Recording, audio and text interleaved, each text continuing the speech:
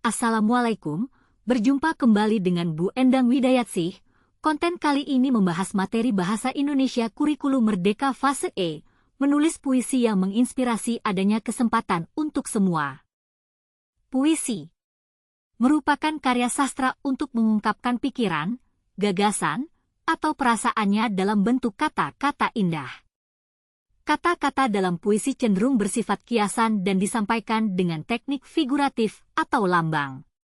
Dalam pemilihan kata atau diksi juga harus mempertimbangkan irama atau pergantian cepat lambatnya suara, rima atau pengulangan bunyi, larik atau bait, dan tipografi puisi atau tata huruf. Karakteristik puisi. Penulisan puisi dituangkan dalam bentuk bait yang terdiri atas baris-baris bukan bentuk paragraf. Diksi yang dipakai dalam puisi biasanya bersifat kiasan, padat dan indah. Penggunaan majas sangat dominan dalam bahasa puisi. Ambiguitas yaitu memberikan banyak penafsiran. Pemilihan diksi yang digunakan mempertimbangkan adanya rima dan persajakan. Diksi atau pilihan kata dalam puisi. Pertama, majas atau gaya bahasa. Berfungsi membuat kalimat lebih hidup dan menarik. Di antaranya majas metafora, yaitu kiasan yang bersifat langsung, tidak menggunakan kata-kata pembanding misalnya bagai, bak, dan seperti. Contoh. Segala cintaku hilang terbang, kata yang diberi tinta merah pada contoh tersebut, itu adalah kiasan.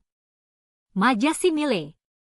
Majas pertautan yang membandingkan dua hal yang secara hakiki berbeda, tetapi dianggap mengandung segi serupa, dinyatakan secara eksplisit dengan kata seperti, bagai, laksana.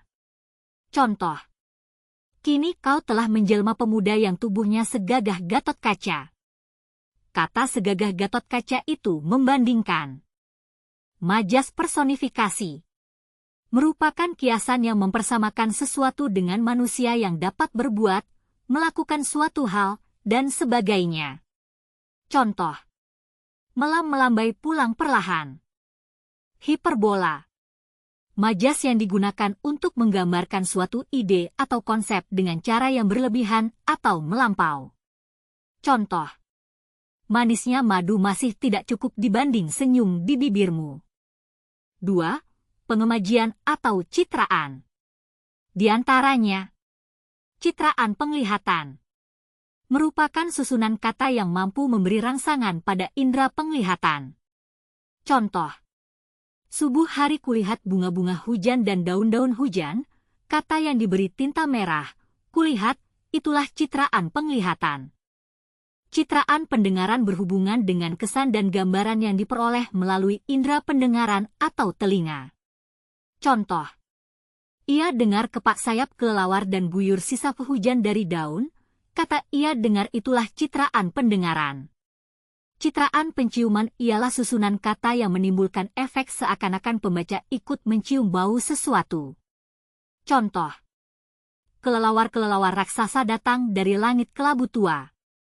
Bau mesiu di udara, bau mayat, bau kotoran kuda. Contoh yang diberi tinta merah, itu citraan penciuman. Citraan perabaan terkait dengan indera perabaan atau kulit. Hal ini mencakup berbagai rasa seperti perih, lembut, kasar, panas, dingin, dan sebagainya. Contoh. Mengusap angin terasa dingin cahaya bulan menyentuh miring, kata mengusap pada contoh, itu citraan perabaan. Berikutnya citraan pengecapan berhubungan dengan indera pengecap rasa pada lidah. Contoh. Yang ada hanya sorga. Neraka adalah rasa pahit di mulut waktu bangun pagi. Kata rasa pahit pada contoh itu citraan pengecapan. Citraan gerak atau kinestetik, dalam puisi membuat pembaca seakan ikut merasakan atau mengikuti gerakan tertentu. Contoh. Sesungguhnya jalan ajal baru tercapai jika hidup harus merasai. Maju. Serbu. Serang. Terjang. Kata yang diberi tinta merah pada contoh, itu citraan gerak, membuat pembaca seakan ikut mengikuti gerakan. 3. Kata konkret. Kata-kata yang digunakan penyair untuk mengkonkretkan apa yang dimaksud dalam karyanya. Berikut contoh analisis kata konkret dalam puisi. Tak ada yang lebih tabah. Dari hujan bulan Juni. Dirahasiakannya rintik rindunya. Kepada pohon yang berbunga itu. Sapardi Djoko Damono. Pertama dari contoh kata konkret dalam puisi di atas, yaitu ditemukan hujan. Dalam konteks ini, hujan menjadi perwakilan dengan makna, yaitu manusia yang sedang jatuh. Pengambilan makna ini juga bisa untuk dihubungkan dengan pemilihan kata, tabah, yang terletak di bait pertama puisi. Dalam puisi tersebut juga disebutkan bahwa hujan sangat tabah karena jatuh berkali-kali saat bulan Juni. Sementara bulan Juni masuk ke dalam musim kemarau dan bukan musim hujan. 4. Kata konotatif adalah makna yang telah mengalami penambahan atau pergeseran dari makna asalnya. Contoh. Larik yang mengandung konotasi adalah waktu berhenti di tempat ini tidak berombak, diam semata. Dalam puisi tersebut, waktu dikatakan tidak berombak atau dalam keadaan tenang. Kata-kata tersebut tidak menunjukkan makna sebenarnya, tetapi bermakna tidak ada gangguan, damai, dan tenteram. Hal-hal yang harus diperhatikan dalam membaca puisi. Ekspresi atau mimik wajah. Gerak tubuh atau gestur. Lafal atau artikulasi. Tekanan pada kata tertentu.